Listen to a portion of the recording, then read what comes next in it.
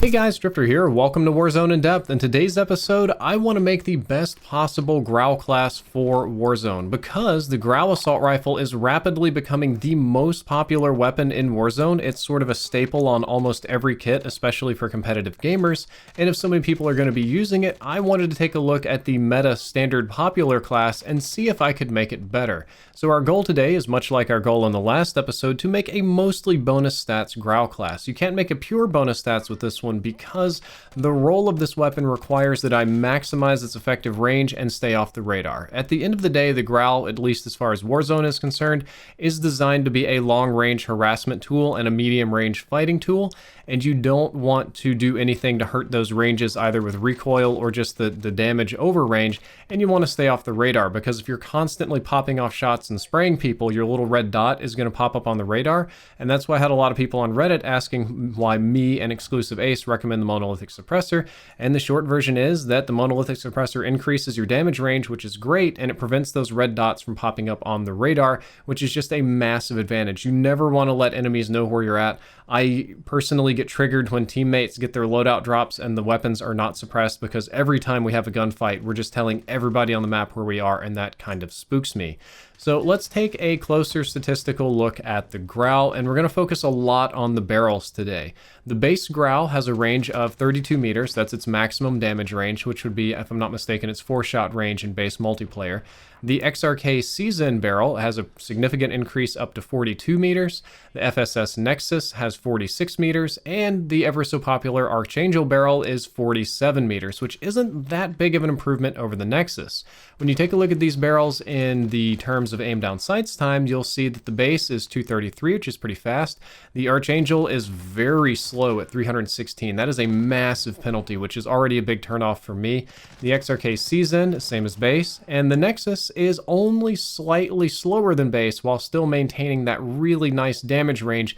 So you would think that the Nexus barrel looks like the best choice, but in this video I'm going to recommend something else because the iron sights aren't as good as the Archangel barrel. And oddly, the FSS Nexus seems to have an ADS cap, which, or at least with the specific combination of attachments we're going to be using today, it just isn't actually faster than the Archangel barrel. One of the first comparisons I wanted to show you today is the difference in the iron sights between the Nexus and the Archangel, and it's pretty clear which one is better. The Archangel is just very clear, very easy to track, a very thin little center line right there, whereas the Nexus is a little bit bulkier, and that's going to make it a little bit more difficult to track enemies at longer ranges. Moving along, I wanted to take a look at the recoil between the two. Now I've already popped off the base Grau on the left, and that was the Nexus, and now we're going to do the Archangel, and what you're going to see is that the Archangel actually has slightly more vertical recoil, but the overall pattern is very tight, and importantly you'll notice that on the bottom down there, the first two shots for either of these barrels are significantly tighter than with the base Grau. The key thing to note here is that while the Nexus barrel does have slightly less vertical recoil, its horizontal is less predictable than the Archangel and therefore makes it less desirable for long range. There's another very popular attachment on the Grau, which is no stock. It's almost like a negative attachment. It's funny how you say that, but the no stock attachment shaves 2 frames off of your ADS time, and perhaps even more if you already have a slow weapon because it does on a percentage, but it also increases your recoil. You'll get a nice little slight movement speed bonus out of it, but I don't think that's quite worth it. And what I wanted to show you next is a recoil comparison of the regular Grau, which is on the left. I've already kind of popped that one off. And this is the regular Grau with no stock attachment. And when you take a look at these two, you can definitely tell the no stock has a significant impact on your recoil in almost every way and makes it a lot less desirable. It's got a bigger magnitude, it's less consistent, your sights shake more. I can't say that I'm a big fan of this one, even if I do have other attachments stacking that reduce the recoil. Now that we've reached the midpoint of the episode, I wanted to let you guys know that Astro has renewed their sponsorship of In Depth, only once monthly, so it'll be less frequently, and they changed over their entire affiliate system to a new website, so in order to kick off our new deal, I wanted to hand it off to Bumi Bandius. Hey guys, Bumi here. You might remember me from last fall's Astro video, where I showed you that dogs can play games, or from my Twitter account, where I post memes all day. Ever since I did that promo last fall, my humans have been much nicer to me. They cook me pizza once a week now. Pizza really is the food of the gods. The blue sauce under the cheese is my favorite part.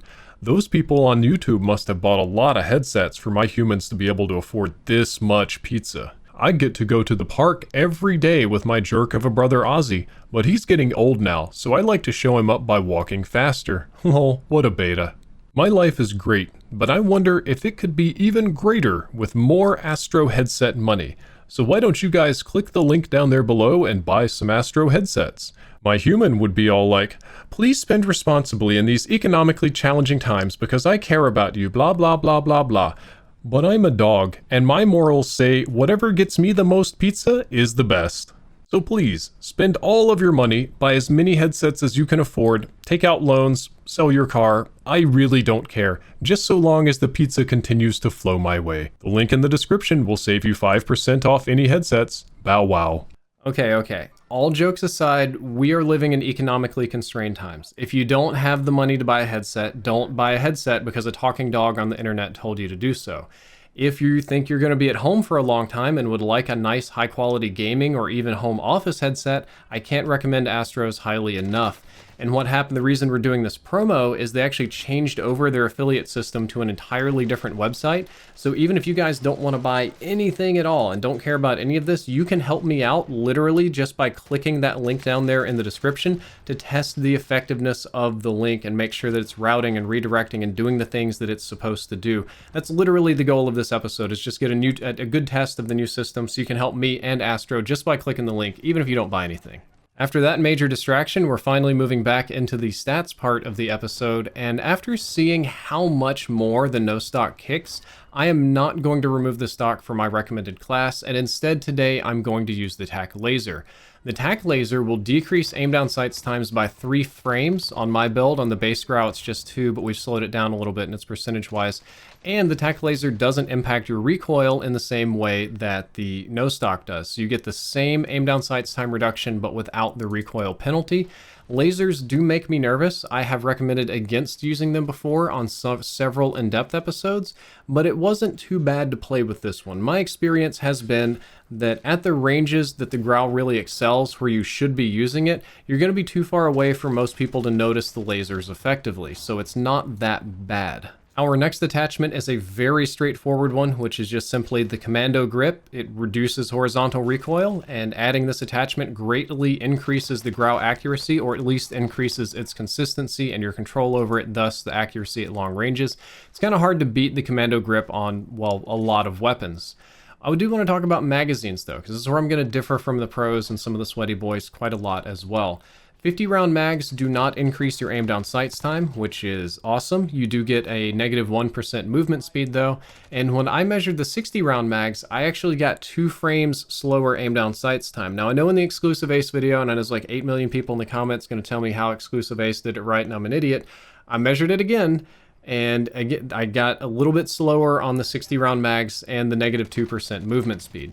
So for me, I prefer 50 round mags instead of 60 to keep my aim down sights time snappier, and I move quickly because I don't have that movement speed penalty. Very rarely do I actually need the 10 more rounds to win a gunfight, and it doesn't increase your maximum ammo pool either, not least that you just carry a certain set amount, so maybe like 10 more bullets, so not a huge benefit there.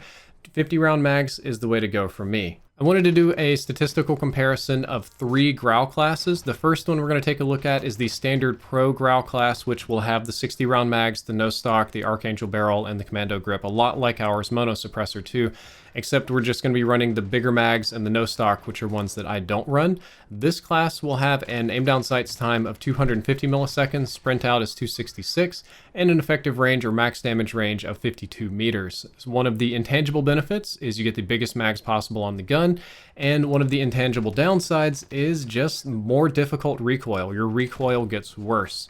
The best class that I could possibly make with the FSS Nexus, I actually got the aim down sights time down to 233 milliseconds, which isn't bad at all. It's basically the same as base. It's only 1 frame slower than the other one. Sprint out still 266, range 1 meter less at 51, but I found that this one requires sights. You can't quite beam people with the FSS Nexus sights like you can with the Archangel, so you're -1 attachment in order to put sights on it, and that is a weapon inefficiency. And then finally, my class, the one that I'm going to reveal very soon, is the same 250 ADS time as the Pro class, the same 266 and the same range. So all of the statistics come out identical to the Pro player class, even the movement speed, because no stock increases and mags slow down. So by the time you don't use either of those, they've canceled each other out. But mine has a lower recoil, or probably the lowest recoil that you can get on this weapon and still have a suppressor. I guess you put a compensator or something on it. But I've got exactly the same stats as the meta popular Pro class, but with lower recoil. So I think that is a major benefit for the way you're supposed to play with the Grau. Even if you disagree with me on my opinions on these things, or some of the measurements for that matter, I think that there are several key takeaways from this episode. Number one is that the Archangel barrel really is the best one to use in almost every situation with every popular Warzone attachment combination, and it has by far the best iron sights, some of the best in the game, so you have a very efficient class because you don't have to put an optical attachment on your weapon. The Pro Grau class is already close to being as optimized as possible. It's really close. I couldn't improve on this one too much, but I do dislike the recoil effects of adding the no stock attachment. Perhaps some of these guys that are better and can aim better than me aren't as troubled by it, but I prefer to minimize the recoil as much as possible. There's going to be several of you that recommend the XRK Void Grip, and I do think that is a good substitute for the tack laser if you dislike giving away your position. There's a lot of people, myself included, that get spooked by the lasers or get revealed by them. The XRK Void Grip is really good. The Void Grip will be 1 frame slower on your aim down sights time compared to the tack laser, and you'll sprint out a little bit faster, but that's not the primary reason I don't use it. I usually avoid it because it messes up my aiming stability. It makes my jumpiness and my idle sway and everything else just a little bit worse, which makes the Grau harder to use at long range. I even considered building a low idle sway or super high aiming stability version of the Grau because that would make it really, really easy for me to pick people, and the XRK Void Grip makes that worse, which is problematic. So this is my best Grau class for Warzone. I like running the Commando Grip, the Archangel barrel, 50 round mags, monolithic suppressor, and tack laser. That gives you an extremely effective long range harassment and medium range gunfight tool. And the class is only 1 frame slower than the base Grau, but it almost doubles the range while giving you lower recoil, a bigger mag, and keeps you off the radar. So I think I've done a pretty good job here. And as for my opinions on this, I really loved this class for medium and long range fights. The Grau dominates those ranges. Those fights felt very good for me. They felt very controllable in most cases, and I had a great time doing that. And I think the iron sights are fantastic too. I am a big fan of optical attachments, an optical attachment addict or an iron sight hater, as I have been for many years on In-Depth. But these are great. I'm going to keep using these. They're super, super easy. You should have no problems with them. And the one downside of this is that I found the Grau to be noticeably lacking up close. Statistically speaking, it's not that much slower or that much worse than several of the other popular assault rifles. Or at least it shouldn't be. As long as you're hitting your shots, you shouldn't be able to feel that. But I subjectively at least could feel that I felt that my shots were not as impactful up close as what I would like them to be. I had a lot of struggles, and because I was doing In-Depth and I was filming In-Depth specifically for the Grau, I used the Grau in a lot of up-close engagements, even though I normally wouldn't have. I just wanted to see if I could get clips and gameplay with it, because that was the whole purpose of the session, and I found those fights to be very, very hard. I really did, over the course of my playtime, lose a lot of close quarters fights that an M4, Ram 7, or even AUG would have won. So when I'm running my Grau class, I actually also have to have a close range specialty secondary weapon, because for me, the Grau just does not cut it up close. Guys, that is all for this episode of In-Depth. I hope that you enjoyed it. I hope that you learned something useful. If you did, don't forget to like, favorite, and subscribe. Drifter out. Safe zone's far. We gotta move.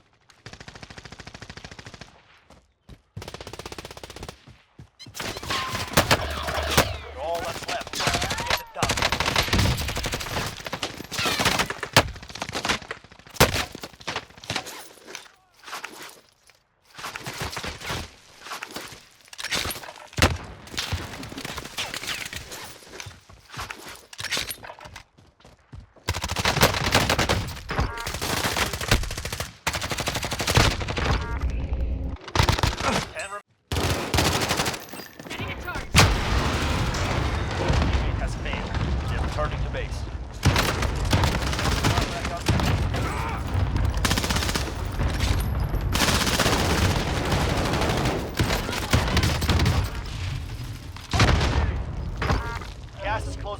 Relocating the safe zone.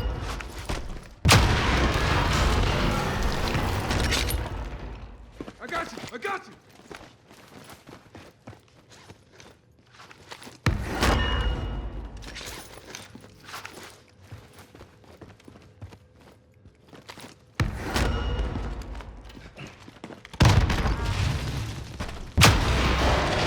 Target is down. Well done.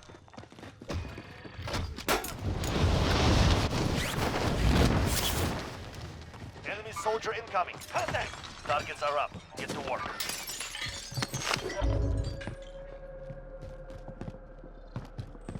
Located the supply cache. Secure that position.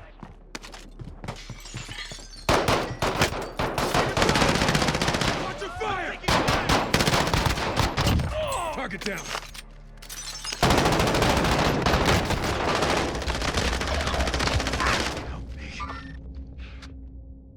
Easy now. Next objective moving.